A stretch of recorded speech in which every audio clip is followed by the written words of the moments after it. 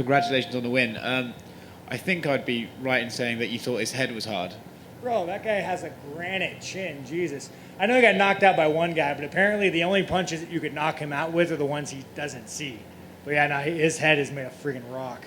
Yeah, we've seen people talk to each other in the cage before, but I don't think I've ever seen someone speak as loudly and as frequently as you just did to him. You know, man, like, me and him were vibing, dude. Like, when you meet, like, a kindred soul, I knew me and that guy, like, dude, you like to scrap, I like to scrap, you like to box, I like to box. Like, we're going to box. I like this. I mean, I don't even feel like it was an MMA fight. I feel like it was a boxing match.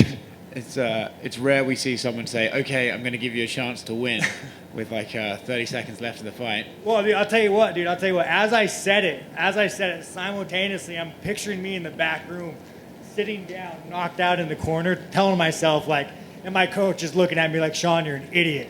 So as I'm telling him that, I'm thinking that, but I'm like, whatever, man, we're doing it, Jack. That's awesome. How do you feel about your own performance? Obviously, we're talking about how hard he is, but how do you feel you looked? I mean, I'm like my worst critic, man. I could knock somebody out, and I go in the back, and I'm hating on myself.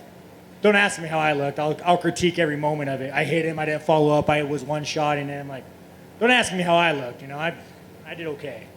Fair enough. You know, sometimes it's frustrating not to get a finish right, but I think it's fair to say that when a guy's as tough as that, you can just sort of let it go and just be like, well. Well, you know, man, I really did try. Like, I was smacking him. Maybe I could have followed up a little bit more and tried to, like, put him out, but you know, that's something I'm gonna have to live with. And Jack, those overhands, man, when you're in there and he's throwing those overhands and they're smacking your arm, I mean, they're not landing, but, like, it's a scary feeling to feel somebody smack you with a rock in your arm. Like, oh man, that was like 5 inches closer. I've been waking up right now. So, yeah, no, his big power definitely hindered me wanting to go in there and smack him with a right when I staggered him. No, props to him for having a rock for a head and a rock for hands. Cool. And last thing for me, I mean, we're seeing a lot of people fight frequently at the moment because the UFC just needs bodies. How soon do you want to get back in there? You know, I'd like to get off a little bit and recalibrate. I train.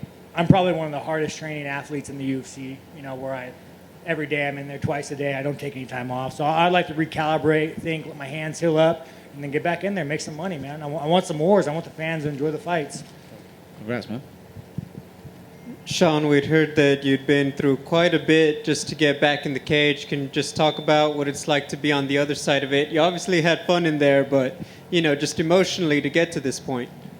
You know, man, I know I joke about me dropping out of high school and, like, this is all I do, but whenever I first had my accident, I had a lot of doctors. Every doctor I spoke to was telling me that, hey, you can fight for sure, but you probably shouldn't fight. So the hardest thing was just kind of telling these doctors to shut up, like, you don't know what I can or can't do. But the moment I started training again after about a year back, getting in the gym, being in the octagon, warming up, man, it just feels home. It feels like I belong here. And the accent kind of made me grow as an individual, because a lot of my fights, I've been so afraid of losing that I wasn't even enjoying it. And now, like, as you've seen with Jack, going through that, like, I don't really care about winning so much anymore. I just want to have good fights. Like, I want the fans to enjoy watching me, and I just want to have some wars for you guys. That's about it, man. I mean, it doesn't even feel like I took 2 years off. It feels like I just fought last week. I'm ready for it. Do you remember a moment or just like a period of time in your recovery where you're like, no, I am going to be able to make it. I am going to turn this corner around get back there? Oh, yeah. No, I mean, it would come down. I mean, I remember waking up, going into surgery off my bike, having a surgeon, like, I started crying. Not crying because, like, I wasn't crying because of pain or anything. I'm not going to feel anything. I was crying because when you're hearing a surgeon saying, hey, you're in a motorcycle accident, I just seen, like, my dreams just drift away. That was one of the hardest things. And after 12 weeks, you know, you start building yourself back up. You'll be good in 6 months. And you talk to a doctor, and they're like, whoa. Hey, you're still missing part of your kneecap. You still have a complete tear in your quad. And they start telling you all these things, and you're like, well, you can get it fixed, but you'll be out for a minimum of another 2 years. Like, you know, I can't afford to be out for another 2 years. So a lot of it, man, people go through so much in this world. Look at Bisping. He fought with one eye. There's a guy in Bellator with one arm thrown down. Like humans are capable of so much, and the problem is we let so many people tell us what we can and cannot do. Man, you could do anything. You just got to man up or woman up and do it, you know? You can do anything. Congratulations. Thank you. When you got back in there, I know it's been 2 years and you've been working things, you've been rehabbing your body. did you? A lot of people would immediately say, "Oh, how much was ring rust was present?" But was there also, how much are you feeling that you're back 100% with your body wise as well, going and having to get back in there? You know, I mean, there'll be times I'll be in a long drive and I'll have to prop my leg on the dashboard just because I have so many arthritis in my tendon. But at the end of the day, man, like, it's all in your head, dude. You could do anything. All that pain, and you just put it out, and you get in there and you enjoy it, you know? Like, I'll deal with that shit when I'm old. I'm 29. I got a few more years left in me. I'm gonna ride these. I'm gonna ride it till the wheels fall off. Let's have some fun.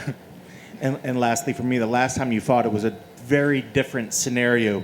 Crowds were able to be there, you know, the whole environment. What was it like for you to return back into this, dealing with the fact that here you are coming back to fighting, but having it feel completely different than what you remember? You know, man, I actually like the no crowds. I mean, no offense, I love crowds.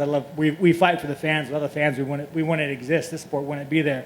But it was nice to be able to hear cracks, be able to hear coaches talk. Like, it felt like I was just in a fun sparring session, you know? It was good. I enjoyed it. But I'm also looking forward to having the fans back again. And looking forward to 2021, what sort of plans and goals do you have for yourself? You know, man, like I said, I re-signed my contract right before my accident, so I have 3 fights left in the UFC. Win or lose, man, I've accepted that I might only fight 3 more times in the UFC. But at the end of the day, I just want to have great fights. I want the fans to enjoy watching me. I want whenever someone says, "Oh, Sean Strickland's fighting," I want them to say, "Oh, man, that guy's going to be a great fight. I want to watch that guy fight, win or lose." You know, that's kind of what I want. I don't really run my mouth. I don't really talk shit on people. I just want good fights. Thank you. Congrats. Thank you. To your left here. I think after, an accident like you've had, some people probably wouldn't get back on a bike. It seems like on your Instagram that's not the case for you. Can you explain that kind of mentality as far as getting right back on? So I'm going to tell you something personal about me. When I was a kid, I was kind of like, I was bullied a lot. My family kind of sucked. I love my mom, love my siblings. But, I kind of sucked. And I remember being a kid watching Terminator, right?